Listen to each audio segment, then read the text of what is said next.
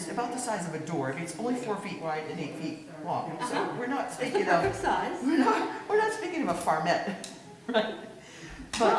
But little fence around it. So I Right. have these images of them going around and around and around, You eat that like probably at this point. all night long, looking to see if they can get in to this little fenced thing. Now it's fenced, right?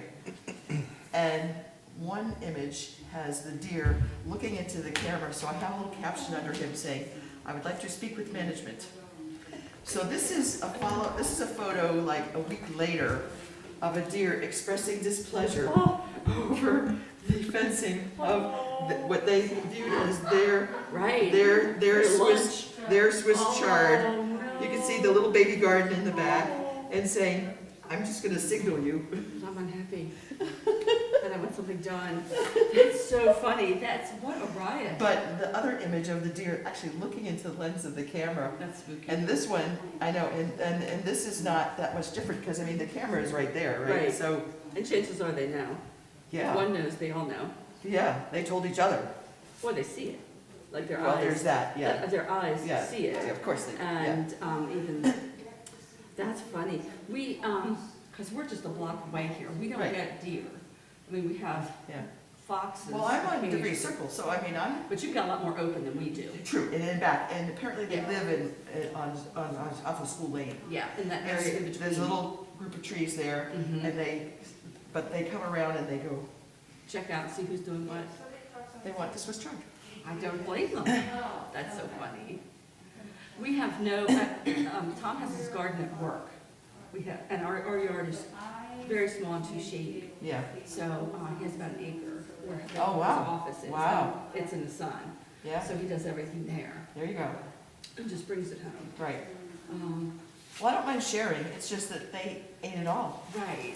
There is no sharing, there is only. Right, and the thing that amazed me is I've got this beautiful bed of hostas on the back side of the house. And some friends had said, "Oh, hostas, they're like candy to deer." They haven't touched them. And I'm thinking, go ahead, munch on those, leave me the Swiss chard.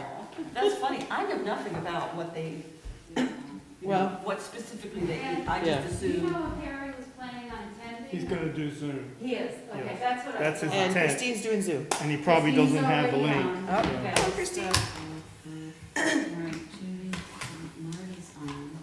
This was nice. Oh, Ed, ooh, you're official, Mark. official, thank you. Yep, In person. Yeah. Okay, so, At least for this month, we'll say, I know.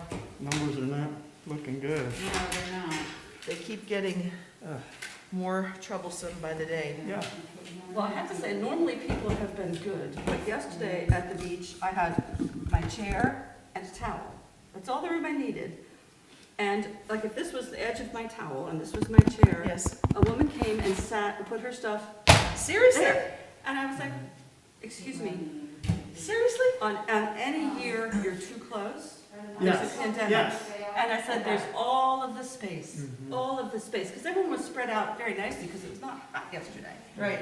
And she said, well, you must have just put that there. I was like, Are you blind? no. And her daughter said, Mother, rise above. I was like, you know what?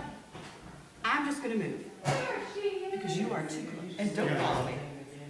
And my And like you husband say, came. at any time, you know, come Right, on, it this was is just, like personal yeah, space, these you were know? people of means, they, you know, had expensive things, beautiful suits, you know, great haircuts, the whole thing. It wasn't like they'd never done this before. I was Right, like, right, right. then my husband came and he was like, why are you so close to them? I'm like, well, Well, I was here and then they I decided to be. was unfortunately closer.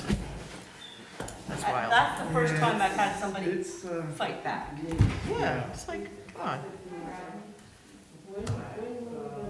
I don't think I can get any signal here, but I'll find out. Glad you said something, my phone is on. We haven't been able to, but it's been hot and buggy, and now they're gone. Yeah, Christine's last day was Friday, Emily's is this week. So I've been, Melody does not have an interest in doing it, so I'm gonna, I'll have the GPS from, yeah, Justin showed us how to do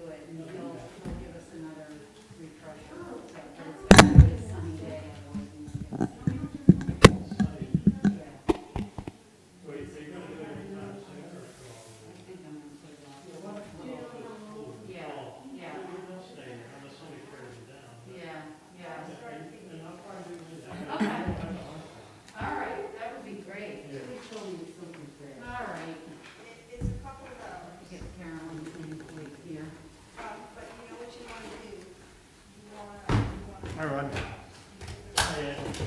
Hello, how are you? Good. Well, it's not here. Should be in the box. There it is. There you go. Right there, all right.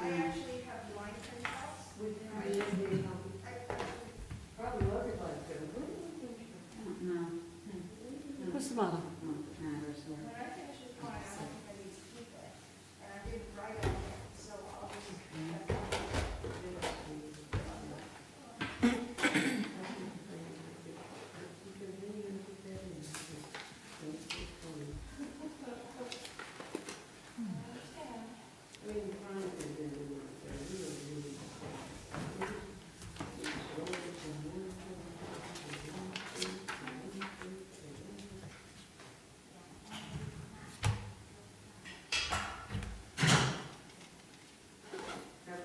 So what kinds of vegetables is your husband growing? He's got green beans, tomatoes, corn. There's something unusual. He does grow things like garlic and horseradish, because he's a friend who'll process it. Uh-huh. And I'm not sure what else. Oh, But, that sounds like a nice assortment. Yeah, so when he takes a break, he goes out and gardens for a bit. And they have enough, I think everybody in his office can use it. Right. It's kind of like a little communal area that they Yeah. share. Yes, and his office manager,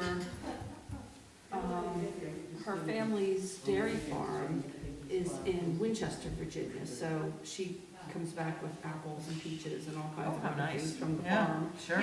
So that's We're in it nice. together. It's nice to have those Uh-huh, yeah, to yeah, enjoy right off nice. the I tree. know. So it's nice. But this summer she's been Hello, flying. everybody. Hi, boss. Hello, how are you? How's everybody? Very well, thank you. Okay, well, how are you doing? So far, so good. It's still early. How many meetings have you had today? Well, A bunch? no, I'm trying to, tomorrow, it's some days it's Interesting. roll. Oh, Yeah. I meant to send Right, this and to it you starts out, well, this and week won't be so bad, and then Candace we'll have today. this meeting, Actually, so I'll just do no, one you're before and one Candace. after. And it's You- What's the you difference? and Is it that kind of Christine. day for you, huh? Oh, yeah, it has I'm been. sorry. No, it's, Right, And then you get to. but, or I could just point right there and show it to you. Yes, yeah. That tree, I have to say. did you it's a see that? lot, and I- Yeah. And I, and I just do one. Can I see the of my- tree? Yes. I take each. Oh, my gosh. Yeah, I was over here Oh, my today. My time. So, Wow. Look at the It's pavement to find out about it. dying on the back. Oh, right, right. I'm making sure I Well, do it looks all healthy that. I here. look at every right. decision I make This that's so much mulch Yeah. was And I'll tell very, you what, very, that is the best, if Oh, you, interesting. if you you wanna, get used to nodding, Yeah, like, oh, I know, we yeah. got when I used to that, stepped really. on it, it was really, Squishy and wet? yeah. And I think that probably just rotted. Yeah, yeah, yeah. So it's getting too much water from its little irrigation system. I Um, think so. I think that's the most important thing, is to remember what impact it has. Well, that's like the thing that just came up, yes. I mean, I can't talk about it. Yes, you have to take these things and you have to get into it and you have to deal with the human side. It's very difficult. Mhm. It's very difficult, and I think the most interesting part of doing it from planning commission point of view was when you've got 150 people in a room, and a row of lawyers Mhm. doing this, waiting for somebody to say that one word Yeah, I don't even that's worry gonna turn about it on its head. I do, that's the word, I just. And, so it's, you're trying to, it's like, please don't let this person go on a rant. Just please don't rant. And sometimes I would send a note ahead of time, it's like, please don't rant. Well, that kind of thing. Say what you have to say and get off of it. It's hard. It's a lot. And the number of hours of preparation for every 1 hour meeting is I see that. astounding. But worth it, because you make I think governing at the local level affects people more than who's in the White House. Well, maybe not this last time, but Well, look what's happening right now. I see The that. news right now. I'm ready for television. Oh Ray? my God. Ed Tassine. Nice to meet you. Welcome aboard. Rodney Robbins. Moving in Nice this to meet you. direction. We live in the same neighborhood. What Yeah, are we gonna okay. do? I just realized that when the roster came out. What the hell are we gonna do? No, you're busier than, You need to be. I know, just have to hope we survive. Judy, let me get your, Wait, with my name? Right here. Okay, found it. I'm Ray Fratello. Carolyn, nice to meet you. Hi, I'm Kay. Nice to meet you. Thanks for joining. Nice She's to got your meet you. name Thank plate. you. I think she's getting it for you. I did. Oh, I left my I water. know. Oh, I It's didn't- promising, yes. Hi, Judy. Yeah. Move my stuff over here. Hi, Ray, I'm Warren. Nice to meet you, Warren. You're taking over for Lou? I'm gonna try, I tell you that. Big shoes. That's right, big shoes, I know that. It certainly is a pretty park. You'll enjoy, Yeah. I mean, it's I wasn't so sure visible, who's so coming in pretty. person. If I do this or not. I've been working as well as Lou's helpers for Lewis and Blue. So I've been I around know. So for a you'll fair know. amount. I'm just gonna move this back. If anybody does come along. Hi, Judy. It's nice to see you in person. Oh. That's why I feel like I owe you that. I do.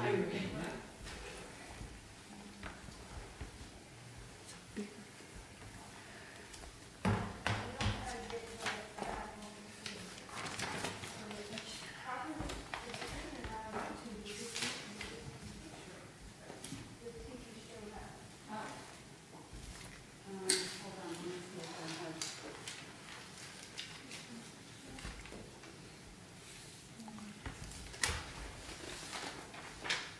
have. Harry Kaiser's got top billing, I see. Yeah, look at him. Speaker view, must be speaker view. At least he showed up.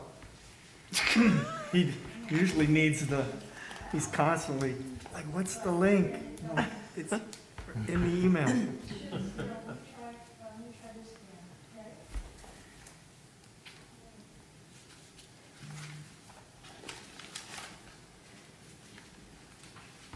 I see Rehoboth is curtailing all their in-person meetings. Or are Are they really? Oh, okay, I didn't see that. Yeah.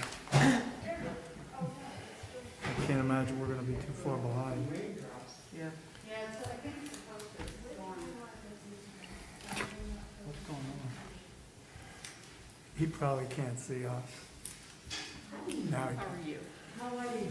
Very nice to see you. Maybe I should have brought my umbrella too, to ward off the rain. Maybe one's not enough. Yeah. It's good to be in good stead. It's probably 4 Because years you- old. you said you haven't used it, Never yeah. been used. No. Well, I bring it in and. We'll find out. Find out if it still has its charm. Bringing something to drink and I forgot. Yeah. I remember after you were gone, I just remembered. This thing I'm smoking, I can't see. Try this one, like, come on. Go back to my right. They were up on the screen last time.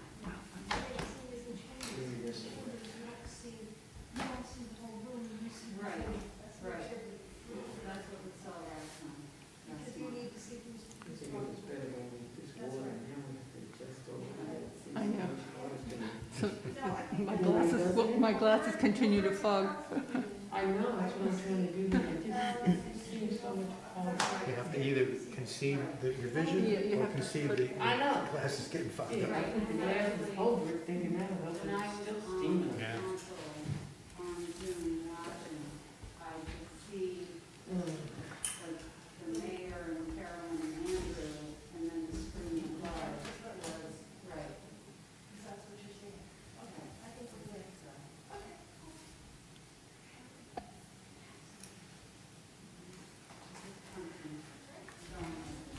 Okay, all right.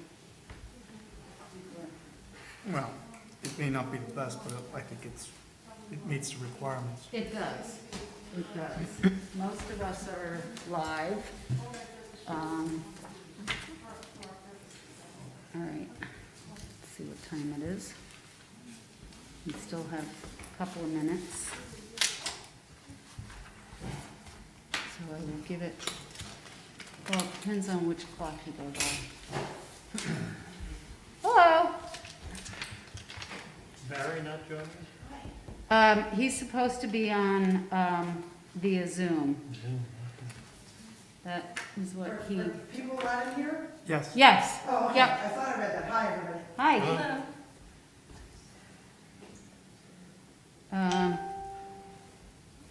Let me just make sure that he's getting on. Can we do like an hour? We've done it. Not really, I'm an hour meeting person. My wife asked me how long. I said, I really have no idea. It's not a long time. Oh, so I did. I looked at the agenda and I didn't think about it. Looks pretty. So where did you grow up? With that accent? I'm in Jersey. So on, I'm from Jersey. on Zoom is Where in Jersey? Christine connected? Oh, yeah. I was born and raised in Belleville. Oh, yeah. Yeah, I'm Jersey. 'Cause- Yeah, it looks like she is. Okay. She's connected. Okay, I'm just waiting for Barry. That's why I asked you, you know? Oh, I could look over my shoulder and that's much easier. Until your neck starts to cramp. Right. All I need to know is that Barry's on and then we can, I just texted him.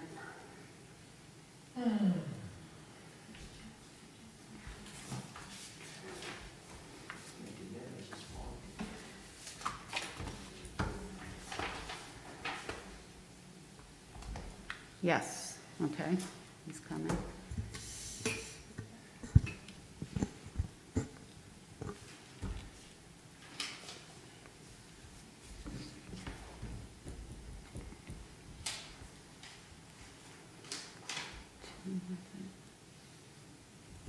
Okay, I don't see him yet.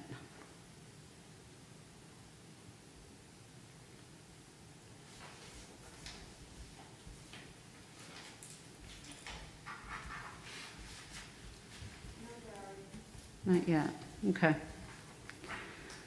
Well, he said he's getting on, so I'll give him another minute and then we'll start.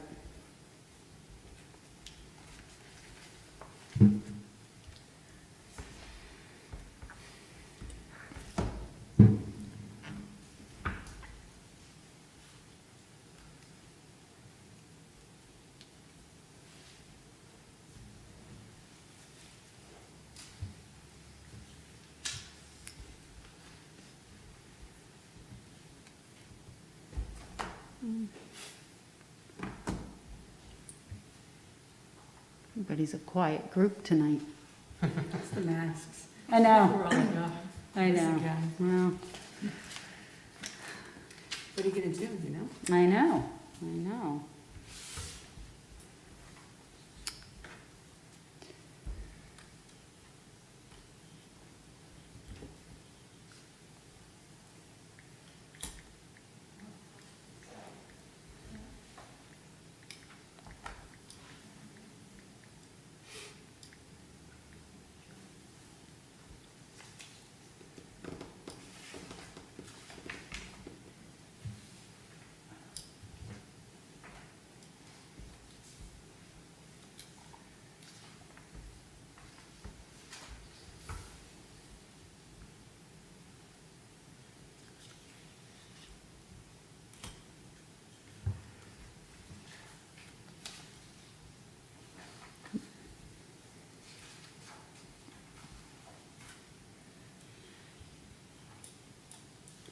All right, he's coming. He told me he's getting on, so we'll start and call the meeting to order. It is 6:32 on Monday, August 16th, and this is the regular meeting for the Parks and Recreation Commission.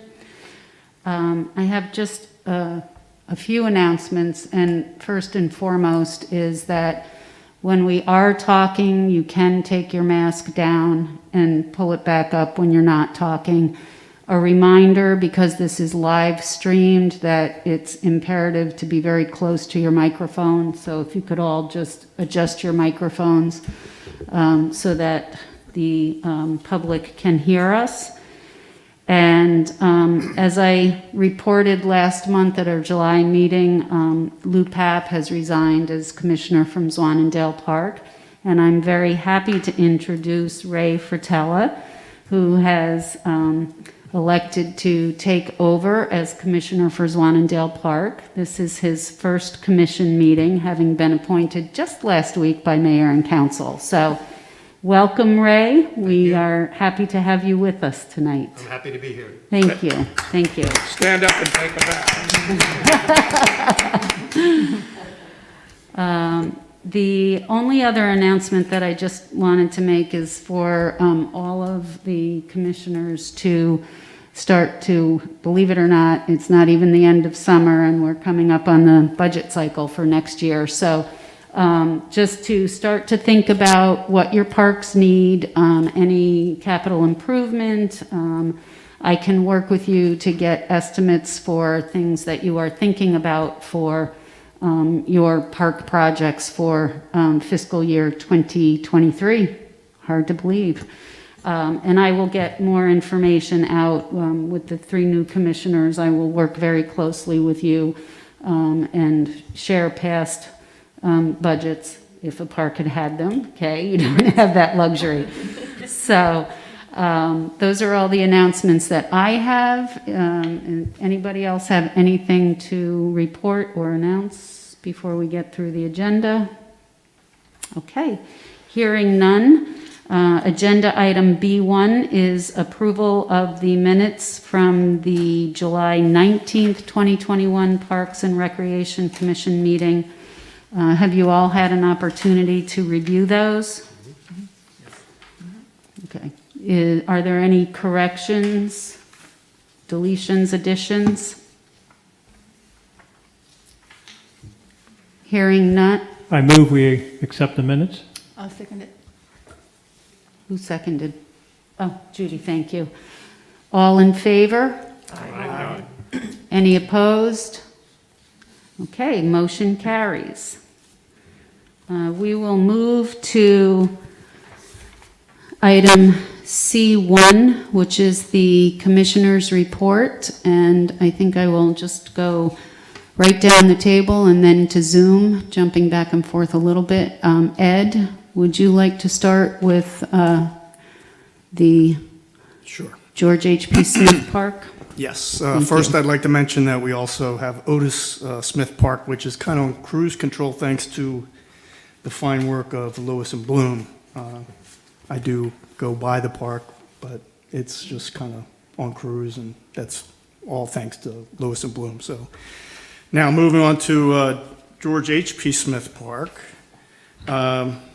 Because of my ongoing concerns with the discharge from the school's water retention pond to Blockhouse Pond, we miraculously had an extremely large meeting at the location. We had Brian Bassett, the capital project coordinator for the Cape Penelope Special School District, Zach Crouch, a senior engineer for DBF Construction. We had construction managers from RYJ. They're actually the construction managers of the project. Charlie O'Donnell, Amory Townsend, Janelle, Janet, myself, and many others. It felt like quite a party, and we had quite a good turnout. And we did make some progress, and we did finally get acknowledgement from the construction managers and the engineers that the discharge does not meet the standards nor the design engineering for the project, and Charlie is going to work on following up with them, and so more to come. So we'll say, at least I felt like finally we got some progress on that front. One of our local neighbors brought to Harry's attention there's an expanding growth of poisonous hemlock in our buffer of Blockhouse Pond, unbeknownst to all of us. And after it was pointed out to me, and I did some research, there's a lot of information on the internet. Yeah, it's quite prolific, and it's a serious problem. I have a meeting. Well, I'll be meeting with Envirotech at 8 o'clock on Wednesday, and we're going to move forward with physical eradication. That's most likely our best course of action. It's a biannual, so it's going to be an ongoing project. We'll probably physically remove what we have, and the seeds last 3 to 5 years, so it's going to keep coming back. But it was very a good thing that we had a neighbor that came forward and showed it, unbeknownst to all of us.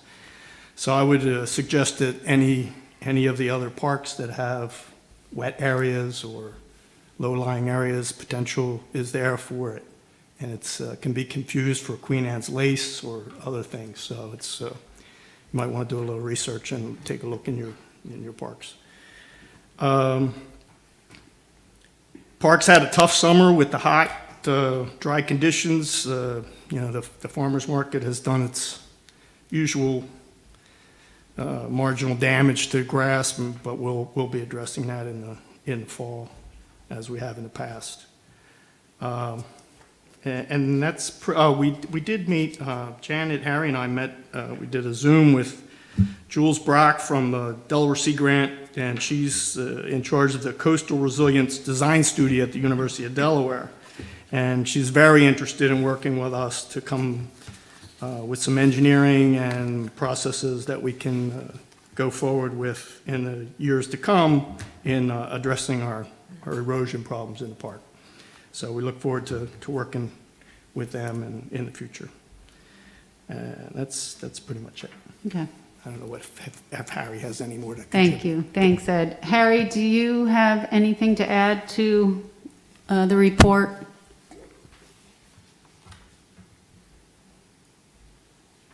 You're on mute, Harry. No, we can't hear you.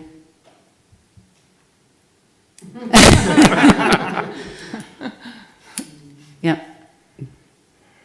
Is that, we're checking, okay, you're saying you're good. We're checking our lines here.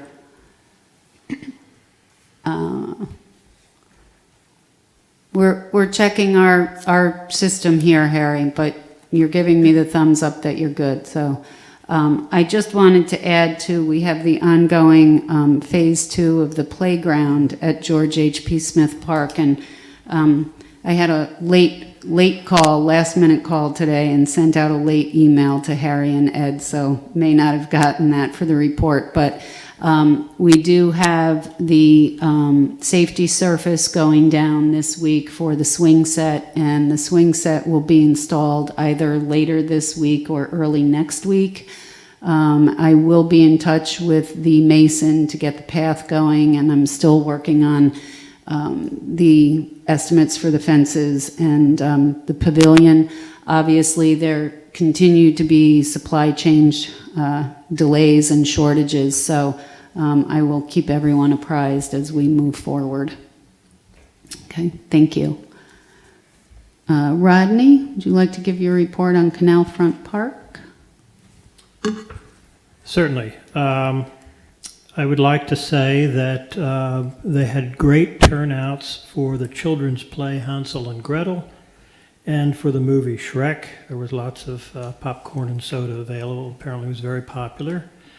The watering system is in place and functioning for the new barrels that were put in by Lewis and Bloom and paid for by the Friends of the irrigation was paid for by the Friends of Canalfront Park. There is a named bench that was struck by a truck that's being repaired, in case anybody saw that. It's being taken care of. And also, I don't know what the status is on the canopy, but I know they're aware of working with the city on doing some repair or replacement of the shade canopy near the children's playground. Also, there's people who want to donate benches, named benches. So there's that to do, and the Friends is involved in that. And then finally, I think the Friends are going to start their fundraising efforts, and they're in good financial shape as they move forward. But they could always use more support and more funds to do the work that they do. So things are in good shape on the park. And the park's holding up well, you know, even with all of this hot weather and all of the traffic that goes through there. It's doing quite well. That's all I have on the park. We're going to talk about the Great Marsh Park later on. Yeah, Okay. we'll go through that. Thank you.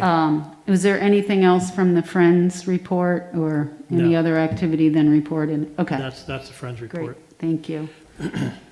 Candace, you gonna give us your report for Stango Park? Last week, I met with Janet regarding the new restroom that's being built on the side of this building, and we discussed what plant material is going to be removed from that area, checked out the drawings, and there's going to be another area available for plants to be placed there, so we'll put together a plan for the coming budget cycle for FY '23 for plants to replace the items that are being removed in the area affected by the restroom construction. That's all I have. Thank you. Pardon? There are questions. Oh, okay. Thank you. We have a question in the chat from Trina Brown Hicks. Will there be a sign posted in the park for those who fish and walk dogs? I'm assuming that is in relation to the discussion of the poisonous hemlock, and yes, we will post signs. We're hoping to have it eradicated quickly, but we can certainly post some signs. It is rather prolific and dangerous. I'll go tomorrow and with the water-soluble fluorescent orange paint, I'll spray it, everything that we know about tomorrow. And first thing on Wednesday, we're going to eradicate what we physically can. And then moving forward, it'll be, I mean, this is a higher degree than even poison ivy, so I appreciate her question. That's a good question. Thank you, Trina.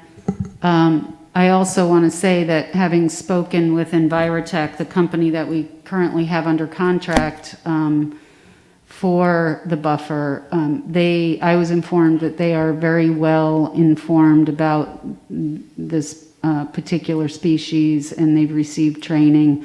So I'm hoping that they will respond judiciously and take care of it. So thank you. Christine, did you have anything to add to the trailhead and Stango Park? I think you're on mute, or we're having I think it must be on this end.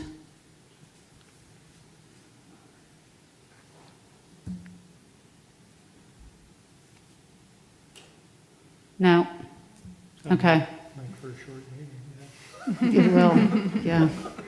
Sorry, Christine, we're not able to hear you. So it is obviously something on our end.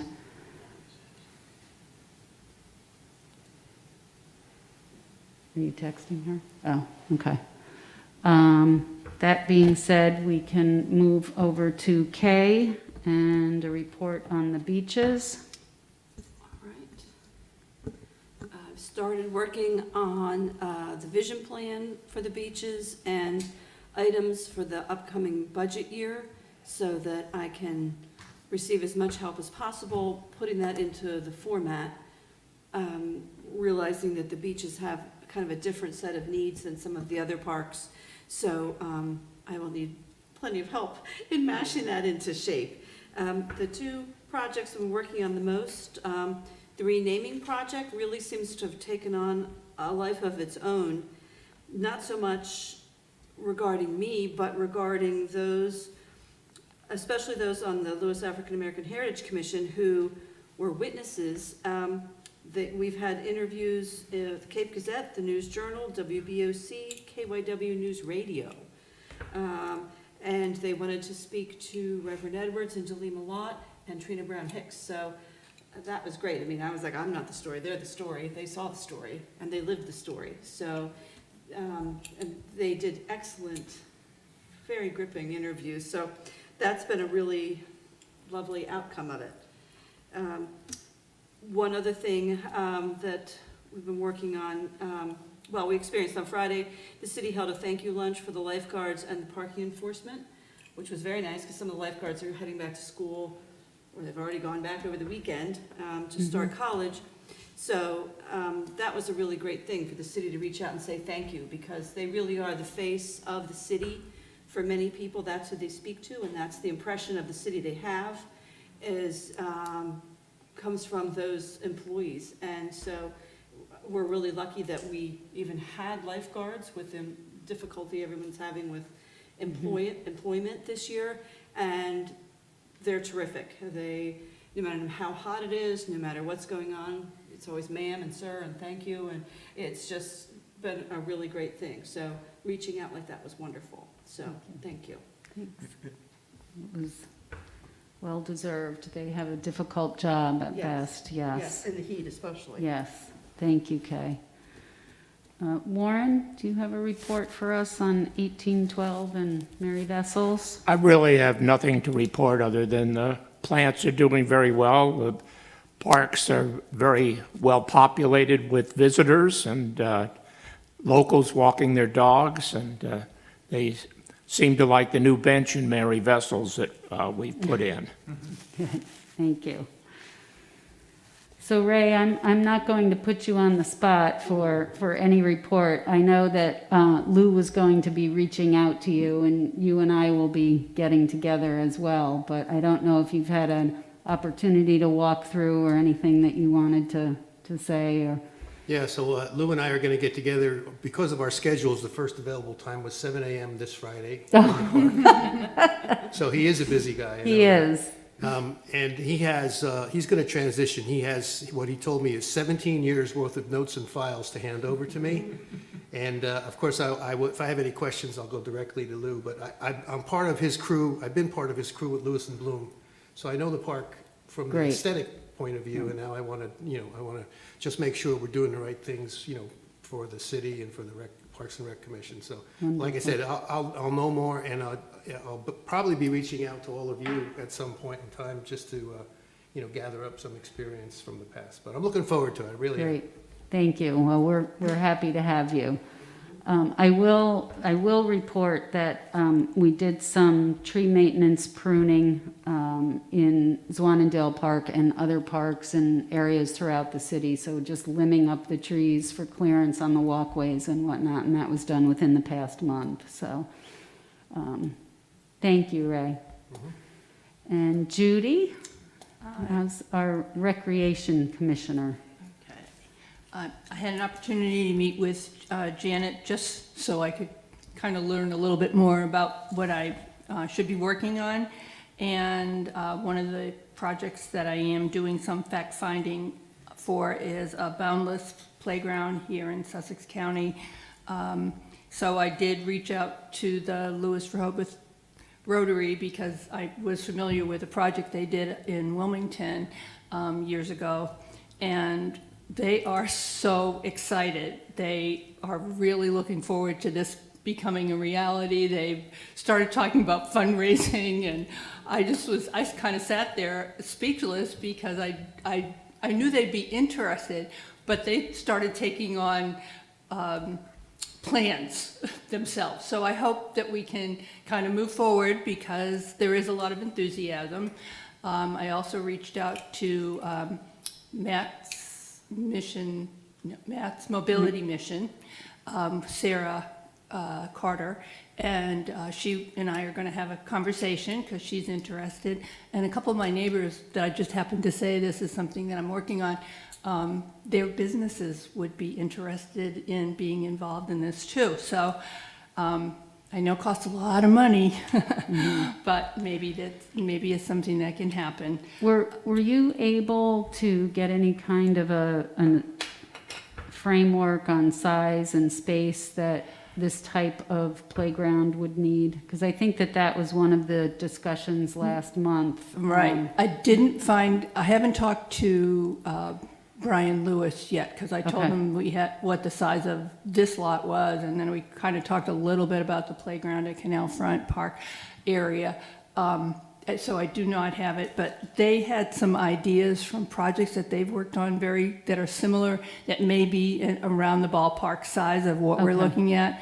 And their guesstimate even that day was $500,000, by the time you put in parking and all of the, we have the land. We'll have the land hopefully, but if it would be the rubberized mulch and Right. in the equipment itself and the parking and pathways.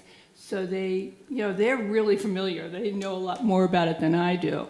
So I don't know that we have the land yet. Okay. Do we, I think we talked briefly about the library, but I don't think that that's an option. And I think perhaps one of the better possibilities might be looking at an existing playground that we have that is in need of being updated, and that would be Canalfront Canalfront. Park. So I think that's why I'm very interested in hearing about, the size and what will fit in, particularly in an existing space. I think the Pickleball Subcommittee meeting, and we'll hear about their final report coming up, but I think that was really enlightening about the lack of, space that we have, and the parks are open space. So Okay. I think that's,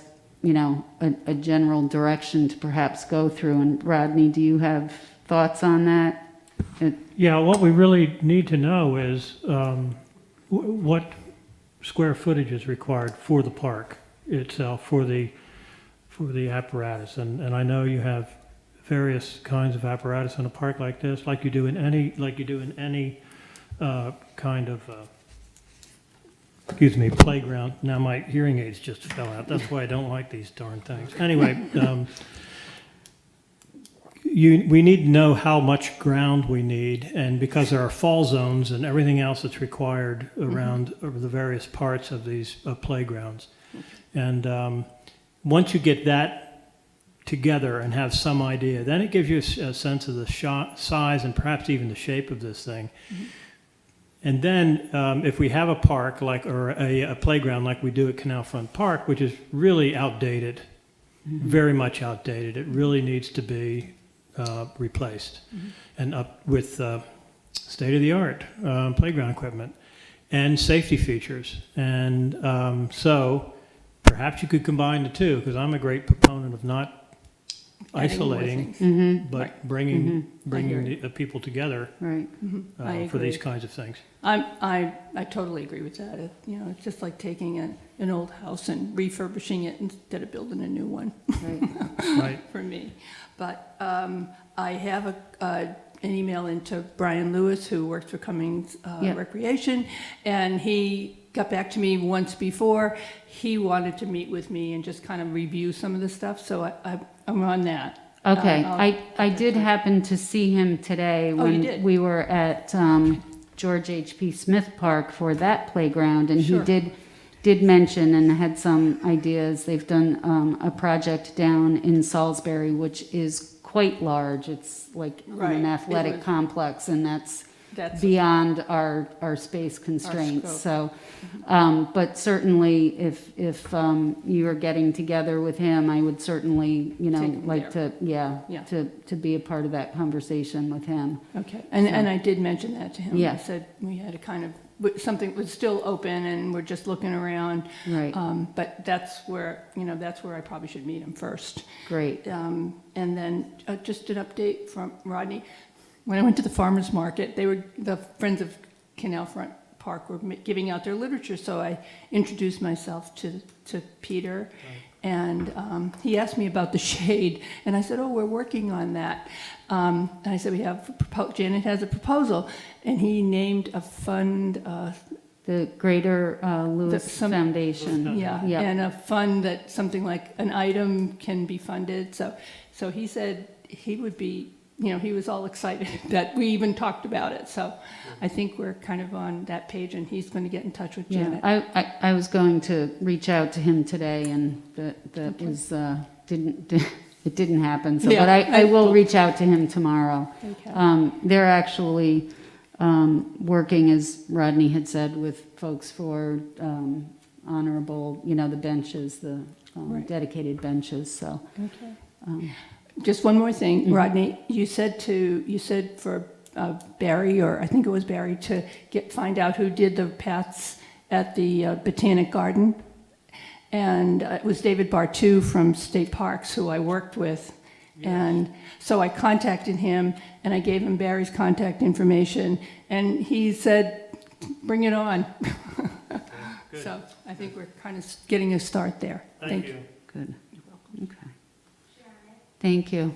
Excuse me, you have a question, and if you want to try your Zoom people one more time. Okay, all right, I will take the questions first.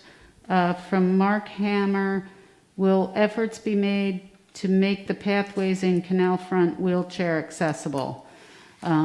Rodney, do you want to answer? Yeah, that was actually something that we put on a capital improvement list last time around. We talked about how expensive it was, but we didn't identify it as a project.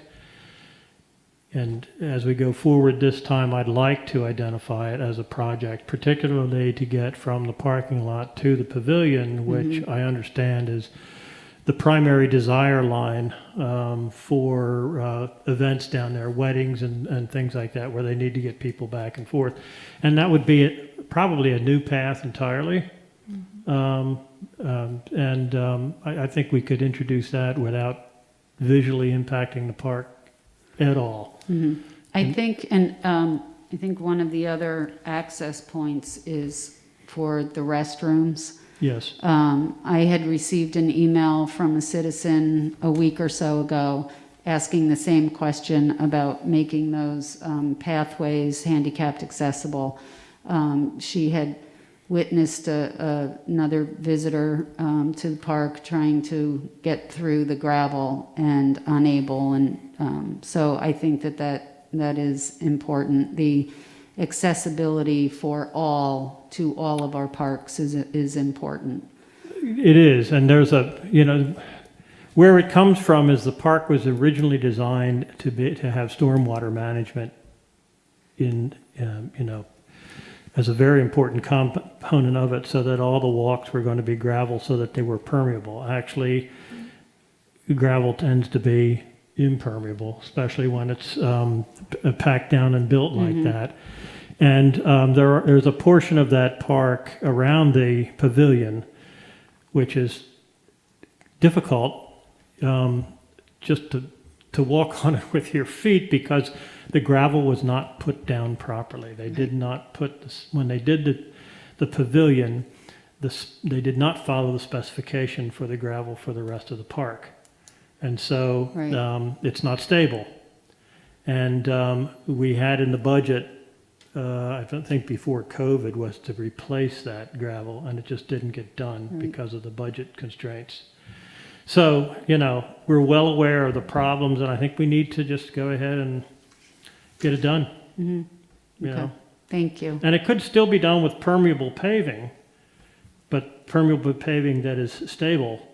Right. And the only thing about that is you have to vacuum it. You have to maintain it. You have to suck all the detritus and the leaves and the dirt that falls in it. Otherwise, it's like anything else. It's not going to be permeable. It's not going to be permeable, right? So I think we should get prices to do it a variety of ways. Okay. Well, now's That's what I plan now's to the do. time coming into the budget season. Thanks so, for the question, whoever asked it it. was Mark Harmer. And Janine, I think there's one other question underneath from Trina. Trina just said that she could hear the people, even though we couldn't. Oh, okay. We figured it out, so we can try. Okay, thank you, Trina. Okay, so Marty, I see you on Zoom. Do you have a report on the tree program? I had not intended to participate as an official today because as you know, I'm. Okay, so you're just listening. Okay, I'm just at home for a few minutes to do some things, and I thought I'd listen in for a while, but I will give you a brief report. I've just been doing some more pruning and inspection of the trees, and I don't have anything in particular to report. Janet and I did go out and did some light pruning on some street trees to clear for trucks and things. So we're trying to do as much as we can without paying somebody, and then we'll have to pay people for pruning what we can't do ourselves. But that's about it for now. Okay, thank you, Marty.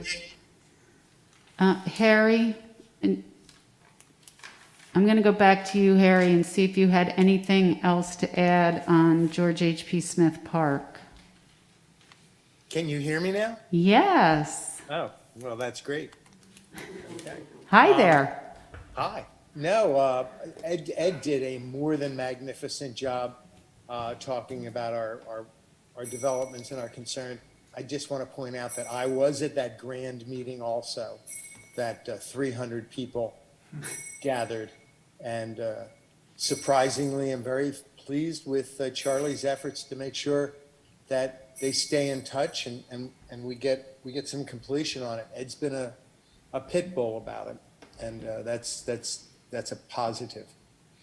That's it. Thank you, Harry. Christine, I'm going to circle back to you.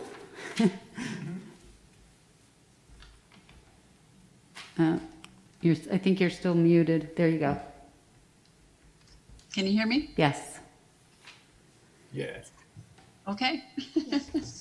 I don't have that much to report, but I did want to mention that Janet and I met also in regards to the restroom construction, and it's my understanding that any new planting that will be done will be funded exclusive of our budget. It basically will not be part of our budget. Am I correct in that? I think that needs some clarity. I know that Patrick Olson with Distinctive Landscaping had given an estimate to the construction company, and they had said that that was not part of their, that the city would be paying for that. So it's just from which funds will be doing that, and I will have more information on that moving forward.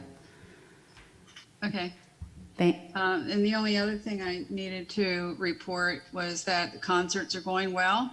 The view that you all see behind you, where our concerts take place, have been going very, very well. And we had a great deal of help from Christine, the intern from the city, who did a wonderful job this summer working with the concerts, along with everything else she did. Enjoyed working with her.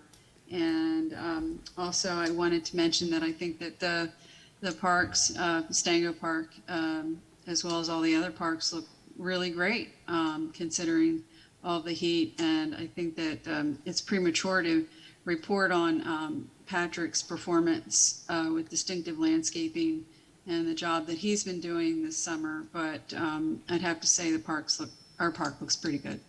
Yes. We're pleased. That's all I have to report. Thanks, Christine. You're welcome. And Barry, would you like to report on Great Marsh Park? Sure. Was the attachment to the agenda of the master plan process, did everybody see that? Was that added to the agenda? No, I did not know that you wanted that added to the agenda. Oh, well, we can share it afterwards. I said at the last meeting, I wanted to review with everybody what the master planning process was. I have it on my screen. I can share my screen. I don't know whether that. Yep, you can. Or I can just read it. No, I think you can share your screen. How do I do that? Share screen. It says share screen right there. Host disabled, participant screen sharing.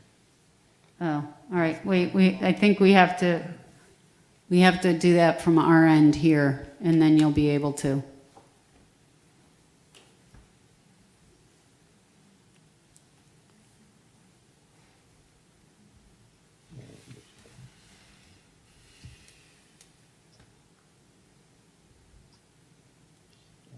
lost it. While they're doing that, could I just add what I did out there? Oh, sure, please, Yes, please that'd be So we're do. not sitting here just waiting. Thank you. The end of July, as you go in to the Great Marsh Park from New Road, there's a parcel on the right, and then you turn right again to go down to the dog park, and there's another parcel on the right that goes all the way down, divided by the drainage areas.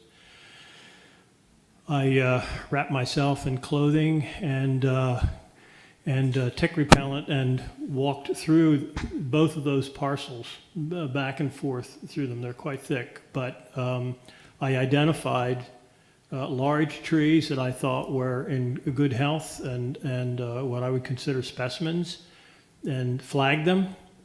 And then I also, in each one of those parcels, there is a seasonal wet area, and that you could tell because it was distinguished by a vegetation change, and then also I had a soil auger, so I poked down in the soil and there's heavy clay there. So I flagged the perimeters of those. And so there are 21 flags in there. Each one is numbered. So we're going to go in, I think when it's a little cooler maybe, and locate them on GPS so they could be put on our base plan as we begin. So that's a start anyway. And I think that's the kind of thing we need to do. But what the important thing is, there are some specimen trees in there. Most of them are loblolly pines. But then there also, within each one, there is a clear, distinct area where they have very poor drainage, and you get this puddling or ponding through the spring. And of course, it was dried up by July, but you could see where it had been. So anyway, that's where we are. And when we get those recorded, we'll get them on a map. And then I think I'd be happy to move, especially when it gets cooler, move into the other areas and do the same with them. Okay. And so you got to take there's some major spiders in there, and you got to wave a wand as you walk through. And if you don't know about it, I'm just going to, since we're not up yet, I'm going to tell you there's a product called Permethrin. Have you ever heard of it? Yeah, it really works wonders. If you spray it on your clothes and let it dry, you don't get any ticks. Yeah, good. Thank you. And it's all plant-based. It's all plant-based. You don't want to spray it on your skin, but it's all plant-based, so it's a fairly safe thing to use. Yeah. Thank you, Rodney. Thank you for. Rodney, I was going to add that it was my intention at some point when we start identifying some of those specimen trees, that I would start putting them on an arborscope as well. So we'd have another record of trees that we want to look after. Yes, well, Marty, I numbered each flag, and I also kept a list of the trees per number. So Okay, excellent. we got that. That's a great start. Thank you, Rodney. Okay, Barry, can you try to do your screen share? I hit screen share and it says desktop, and if I click on it, it just says allow Zoom to share your screen. Do you have the document? You have to pull up the document in your files.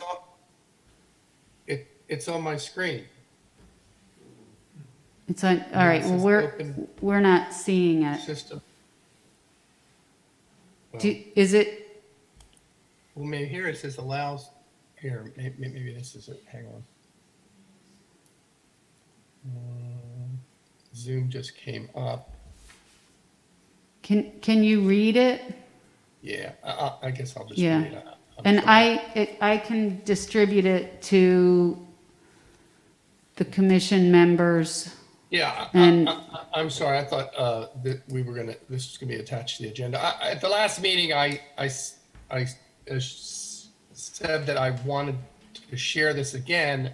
I think this was probably over a year ago that I did this outline, and based on, general park planning processes.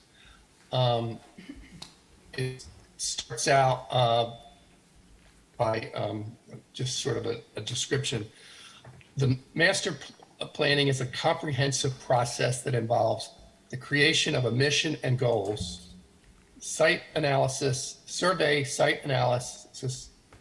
Let me start over. Okay. The master planning is a comprehensive process that involves the creation of a mission and goals, Rodney, survey and analysis. yeah, Rodney, of the existing site. Rodney, oh, I'm Program. sorry, Barry, gosh. You're cutting out. Maybe what we should do is put that on for next month and we'll attach it to the agenda and everyone can see it, because it's, I think you have a bad connection. And I would say it'd be Okay, better fine. if people had a chance to read it over and digest it and think about it before we Right. discussed it. So can we table Actually, I that? just got a note here that said my internet connection is unstable. Right. So let's table that for next month and we'll get that on the agenda for next month. Sounds good. Do you have anything else for Great Marsh Park? No, not other than what Rodney's done. I Okay. appreciate Okay, his effort, and that's actually part of the process, the analysis and survey of the site and the existing condition. That's kind of number 2 on the process. The first thing is developing a mission and goals, which Okay. we will be starting to work on. okay, thank you. Do you have anything to report from the Public Art Committee? Not really. We approved the mosaics for the parks. The artists are working on those pieces, and I have no date as to when they will be complete or finished. And we still have the 2 other public art installations, the one in Canalfront Park, which has gotten a lot of visitors, and we've recently installed some signs for the one in Blockhouse Pond so that people know where it is, because a lot of people said that they didn't know that where it was, and because of the location, it's hard to see from different vantage points. So there are little signs that direct people back to where they can see the one in Blockhouse Pond. That's all. Okay, thank you. That brings us to the end of item C1. We will move on to item D1, old business. Presentation, discussion, and possible action on the Pickleball Facility Subcommittee final report, which is attached to the agenda, so everyone should have had an opportunity to review that. And I will turn it over to the co-chairs of that committee, Barry and Rodney. Well, let me just kind of review real quickly what we think our charge was and why we created. Obviously, we created this committee because there was obviously a great need for pickleball courts. So the group was put together. There was 5 people, 5 committee members, and you can see there on the document, the 5 of us: Rodney, myself, Adriana Assumption, Richard Glazer, and David Beck.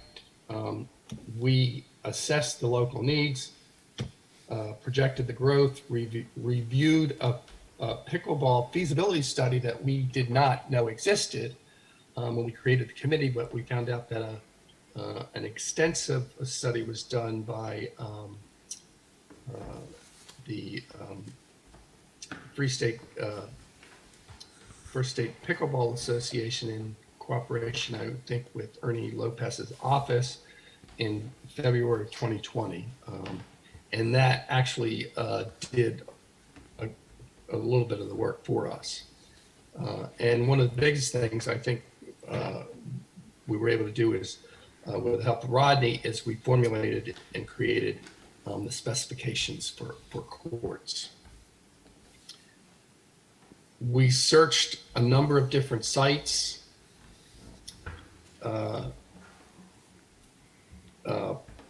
In the city, we looked at sites at University of Delaware, at Henlopen State Park. We also looked at school facilities, and we did not really come up with any viable place to build these courts. So, is anything else I left out, Rodney, before I would just say that it was disappointing, speaking for myself, that we weren't able to find any city land or even state or other lands, I mean, where a pickleball facility couldn't be introduced. I mean, we were looking for 1.5 acres of ground, and that was to also accommodate, or up to 2 acres, and that was to accommodate the parking, 35 to 40 parking spaces. If we had found something, for example, you know, here near the library where we could piggyback on existing parking, then that would diminish the requirement size.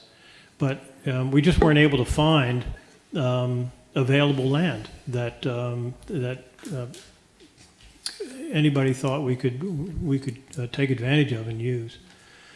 So that leaves us I mean, we fulfilled our mission to look within the city limits, really, for available property, and we just came up with none. And as I say, I'm disappointed in that. So what does that mean we do from this point on? Should I don't know, should the city then look at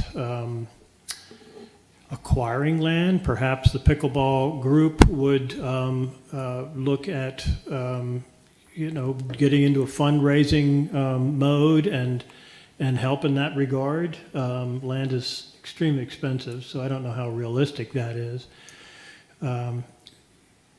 The only possible land that I can see, and again, I'm only speaking for myself, is that out at Great Marsh Park, we're doing a master plan, and it's possible that one could consider that. But again, in the past, and it's in the report, the citizens of Lewes, especially the ones out in that area, are not in favor of active recreation out there, and that especially if you just look at all the development that's going on around us, open space is becoming scarcer and scarcer. And so it may actually benefit a much larger community if we left Great Marsh, and again, I'm only speaking for myself, if we left Great Marsh Park to be passive open space with managed trails and open, fields and woodlands and those kinds of things. But we haven't gotten there yet. Well, and I think, the committee also, there are some other opportunities. I know the pickleball committee the pickleball community is interested in having something within the municipal city limits of Lewes, and we just don't have that space. What is open is designated open space, and I think we need to maintain that. There's a large pickleball facility that was, and somebody on the committee went out and saw it in Georgetown off of Sand Hill Road. I saw it and measured it, yes. And I think, there's a sufficient number of courts there. I think that there has been discussion with Midway Motion and Fitness, which is just out on Route 1, to build a pickleball facility on their property. So I think there are other opportunities for the First State Pickleball Club and, City of Lewes residents to have additional courts available to them. I think it's just their desire to have it within the city limits, which we just don't have that space. And those are private. Those would be private courts. Well, anybody can join the club. Right. A fitness club, which I think is another consideration. I mean, when we talked about the possibility of Cape Henlopen and what they were doing with their old basketball courts, and one of the comments was, well, you'd have to pay to get into the park. Right. We just don't have, those opportunities within the city limits at this time, so. I think in my mind, what this is going to take is some cooperation from state and county government. Because in going through this process, we tried to focus on the needs of the pickleballers, but we also wanted to make sure that we were not trying to fulfill the needs of the whole Sussex County area, because that's not really our charge. But if there was some cooperation, public, private, between Sussex County,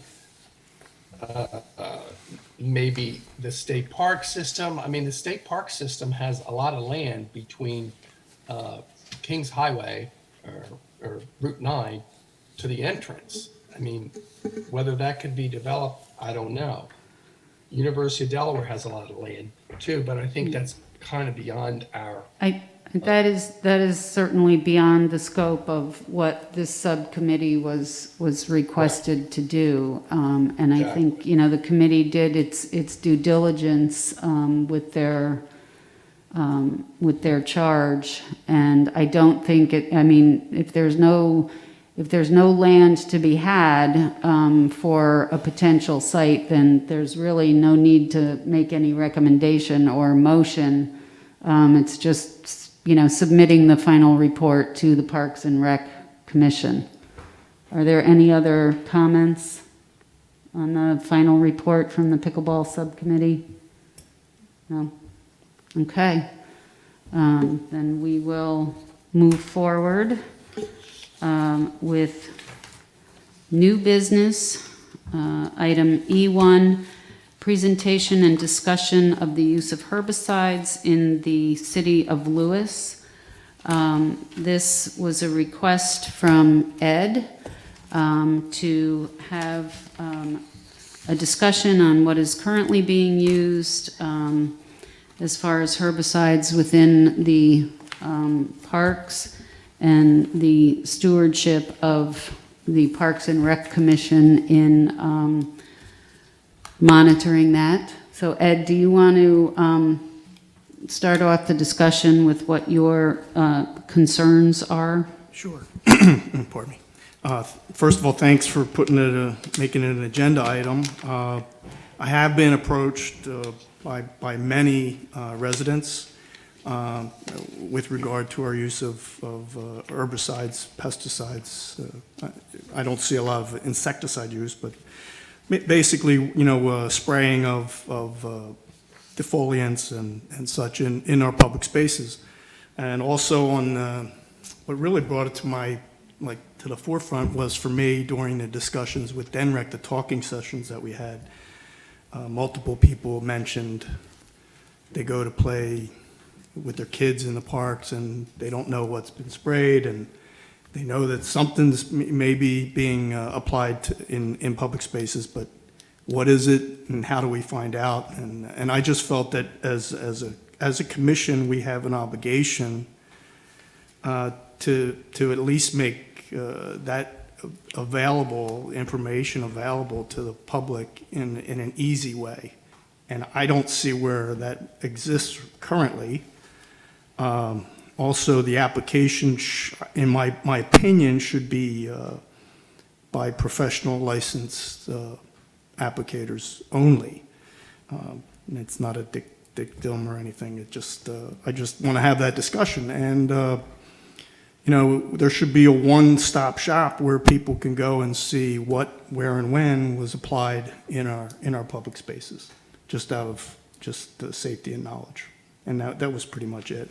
I'm an organic guy, but it's impossible in this area. I mean, I live in the Amazon jungle over here with my lack of use of herbicides. So it's a constant battle. And to maintain the beauty of our parks as we have them now, it's just not realistic that we're not going to have that. But I just think we have to have a way to inform the public when we do and what and so forth. So that was really my reason for wanting to have this discussion. If I can address a couple of things, because I know you had sent me some comments, thoughts, what you wanted addressed, and so one of the issues was that you had brought, Ed, was to limit the application of pesticides to licensed, certified contractors, professionals, and I will say that all of the contractors that we have within the City of Lewes do have the proper licensing, training, and certifications to use any kind of pesticides or herbicides. The one caveat would be that city staff occasionally, rarely, do use pesticides or herbicides. They are not licensed, and there are times when they have had to, a handful of times, and I'll give an example of when we had a meet and greet luncheon at the pavilion at Blockhouse Pond. There were wasp nests up in the eaves ceiling of the pavilion, so the city staff were cleaning up the area and did have to eradicate those wasps with spray. It's rare, but it does happen. And I think that to pay a contractor to come in and do that, is really not fiscally responsible when our staff can, take a spray can. There's also situations where along the trails that aren't maintained by our city contract with Distinctive Landscaping, that they will use sprays in there to contain weeds that are growing in the right-of-way there for the trail. So again, the amount that we use overall is small, but I think requiring everybody, outside of our contractors to be licensed and certified is an issue. With regard to notification, I can put up the safety data sheets on the website, but the issue with that is that products change, and the contractors don't necessarily, whether it's a supply chain issue or just, they find a different herbicide that is a better herbicide. It would be incumbent upon the staff and a huge responsibility to be tracking with all of the contractors what those are. So there's that issue, and I'm not being a naysayer, but I just want everybody to understand what the impact of that would be on city staff as well.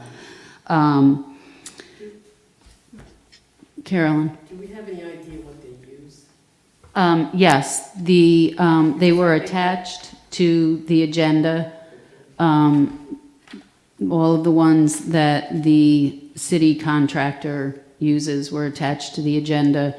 I do have, but I have hard copies here. These are some of them, not all of them, but they were attached to the agenda in the agenda item report. Okay, no, Well, that, I just have. right, you'd have to, This is what you Yes, and if you click on those are all a link in the agenda item report, and if you click on those, it's the safety data, the material safety data sheets. Okay? I just wanted to add, I agree about a qualified pesticide applicator when it makes the most sense. All of these items are available to the average homeowner. You can buy them either on Amazon or at the hardware store. So, but I think when, presumably the landscaping company does have a professional doing the application. Yes. Just to make sure about the volume and the ratios and so on, to make sure that that's correct. Oh, yes, they are operating within their license and their certifications. Right. So, but I mean, I think that's one thing that could reassure the average person is you're probably using it, or the person you're having come do mosquito control in your yard could also be using this as well. So they're not Correct. using exotics or Right. rare things that are hard to find.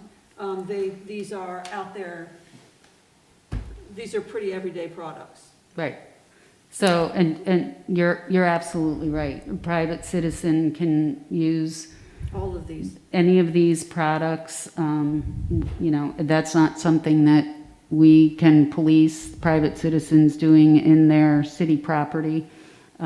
They're privately owned property within the city.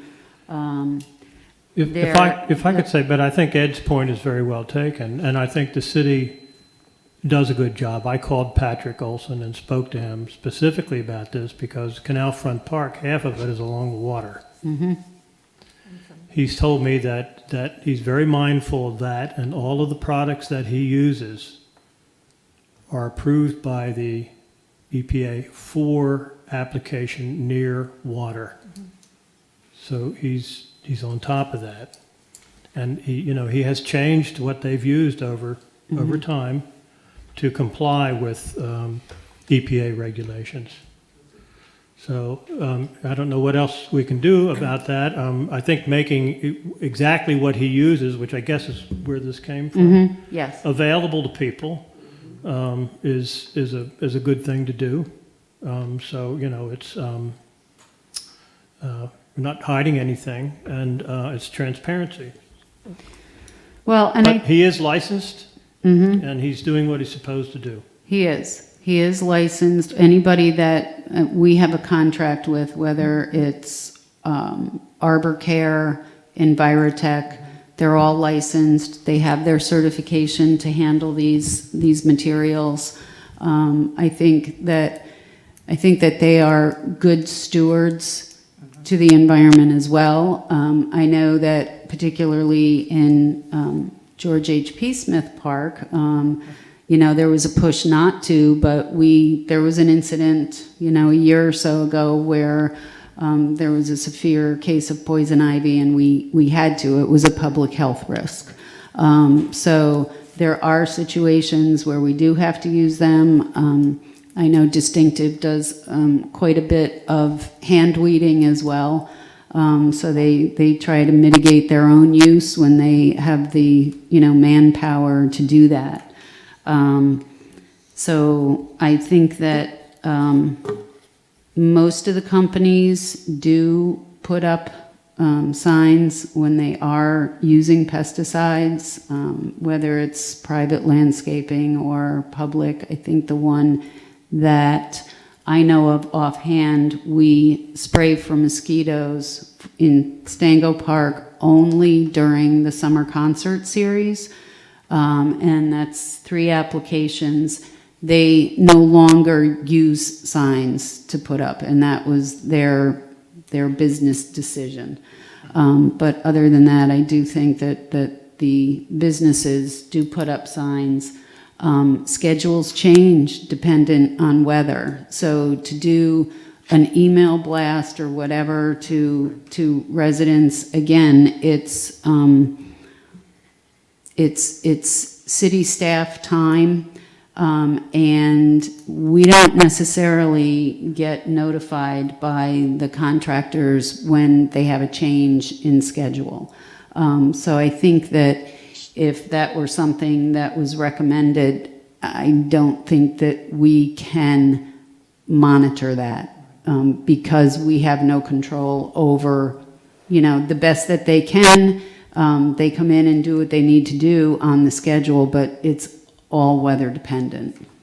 Well, and speaking of that, Janet, I don't remember, even last summer, now that I think about it, hearing the biplane from Denrec fogging the town, or the truck fogger for mosquitoes. Now, it's been a dry summer, but I don't remember that last summer, now that I think about it, and I certainly don't remember it this summer. But there you had no choice. I mean, Right. they were taking Right. care of the whole town. Right. And so I don't know whether that's their policy to have stopped that, which I think people would probably appreciate having that stopped and Right. take care of problems on their own. So that, I think, is a Yeah, positive. I have not seen them out this summer, but No. I haven't been out a lot this summer because it's so hot. If I could just add, I've spent my career in the landscape business, and there are a lot of landscape contractors who just do not do this kind of work because you've got to attend classes, you have to maintain your license in order to do that, and the insurance involved and everything else to be able to do this. So my experience is the good contractors, it's not something they take lightly, and it's part of what they offer as a service. And it's herbicides, it's pesticides, it's fungicides, it's also fertilizers, and pre-emergence. Patrick put pre-emergence down in Canalfront Park early in the year to try and get a control over the Keep it, weeds. right. And I think he's doing it very mindfully, and so I feel comfortable with it. Okay. But it's good to know what's going on. Excuse me. Harry, Yeah, I politely had my hand up, so I'll I know, I saw you. I think we're belittling the problem. When Kay said a lot of these products are available at the hardware store, it doesn't make it right. Roundup has been banned in Europe for a decade, and none of our contractors are using Roundup. Now, they're using a variation and a lesser family, but nobody's professionally is using Roundup. So when you say we should not worry about it because it comes from a hardware store, I think that's wrong. Just like the spray for the wasp, I get it, it needed to be done, and it needed to be done right away, but you don't know the residual effect that spray has, or the overspraying has onto the tables in that pavilion. And I'll give you two examples that I know of that were treated, in my mind, disrespectfully. The BPW has sprayed our ground in the park twice along their pipe with a killer. And it's a 24-hour overnight, kills the grass instantly. Now, I'm sure they're thinking about their pipe, but they're not thinking about the ground that is dissipating into. And that is right on the park path. That is right by the park. And the other one is BB Hospital, where I talked to head of maintenance, and I asked him because somebody is spraying along their fence line, and it's bleeding over into the path, into the park, where people walk their animals and walk themselves. And I haven't gotten an answer back from either of those. And I really do believe that we need to be the watchdogs on this. And I don't think that we should take it as lightly as I hear us treating it. Well, I never said to take it lightly. What I was saying is that I thought it was interesting when I was researching the list that the public could have great familiarity with these if they went and looked in their garages. That's all I was saying. Whether or not people choose to use these is up to them. And it certainly is up to the city. And I think you'll find that actually a lot of people use Roundup and Rodeo. A lot of companies, a lot of communities are using it. So those are all decisions to be made by the city and this commission. Thank you, Kay. I just want to address, there's a question or a comment in the chat from Elizabeth Ennis. As a point of discussion, there are dozens, if not hundreds, of very healthy and very inviting berry shrubs in Great Marsh Park, blackberries, etc., that have been sprayed in the utility corridor. We've seen people picking them, and the beach plums in the dunes are also picked at Beach 1. So if that is in the utility corridor, I don't think that that's, that's probably BPW. And the beach beach plums, there were hardly any last year. At least I didn't see very many. But they are very enthusiastically picked by lots of people. Are they actually going up into the dunes? Yes, but I think berry picking has its own set of regulations. It's on my one list of things to discuss. Okay, thank you. Yeah, I never was delusional to think that we're not going to do it. We're going to do it. And I just think we have to have some vehicle of informing the public, or at least have them have access, rather than them ask me, and I have no clue, where we should be able to direct them to something, whether it's on the website or something, just so they can get the safety data sheets, and we've sprayed this is what we use. And I just think it's more of an informative. I just think we have a responsibility to make that accessible, easily accessible. I'm not saying we're definitely going to do it. There's just no way around it. And we just need to be able to direct people where they can get the information. That's it.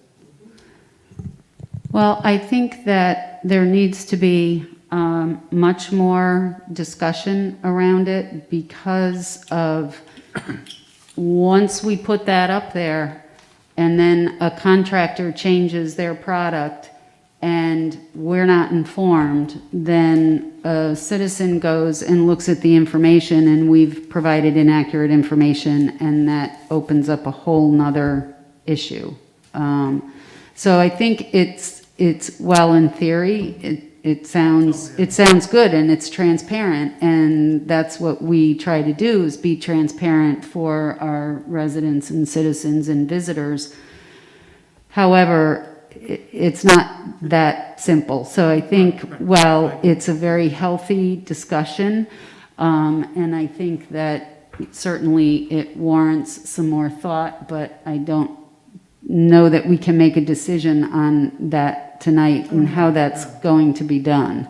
I think that there's probably still more documents out there that need to be obtained and researched, and we have to talk with contractors, and they need to know that we need that information so that we can share that. But any other comments on that?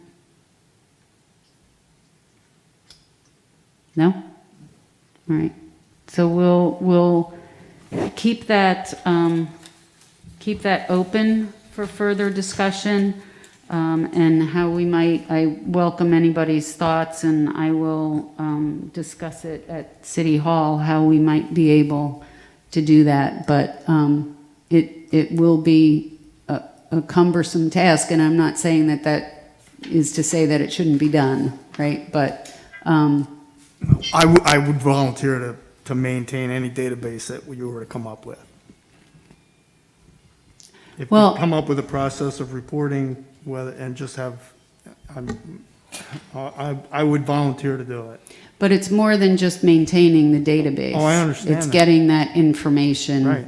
It's getting the information from the contractors, it's maintaining a database, and it's making that public. So Right. again, it warrants discussion and a plan for how we can move forward. Oh, I agree. It's complex, and that's Yeah. why I wanted to talk about it. Right. Because I have more than, it's many people. And Right. they go to the movies, or at the Right. Hansel and Gretel, people were asking, Mhm. they have kids and dogs, and Right. they're eating, and I didn't have an answer for them. Okay, thank you. If there's no further discussion, any other questions? No. Oh, yes, Deborah Ebalds in the chat. Comment, not a question. Thank you to the commissioners who are advocating for a greener Lewes. I keep a green lawn, albeit with plenty of green weeds mixed in, but I do not use any pesticides or herbicides. I do not have Roundup in the garage, and I am not comfortable walking my dogs in parks sprayed with harsh chemicals. We are a leader on environmental issues for this region, and it would be great to see Lewes lead the way here. Thank you, Deborah, for your comments. Okay. Anything else? Can I just make one announcement? Yes, I please. just wanted to let everyone know that the Lewes African American Heritage Commission will meet on Thursday of this week at 6 o'clock in this room and on Zoom, and the Beach 2 renaming issue will be discussed. And then it will be coming our way when they come up with a recommendation, which could be as early as Thursday. Okay. Thank you, Kay. Thank you. I will follow up with you after that meeting. Okay, thank you. Hearing no further business, is there a motion to adjourn? So moved. Thank you. Is there a second? Second. All in favor? Aye. Okay. Our next meeting will be held on September 20th at 6:30 p.m. here at the Rollins Center and via Zoom. It is 7:52.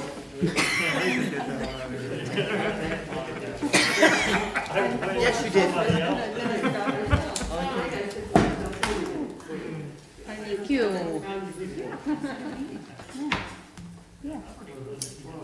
Thank you, everyone.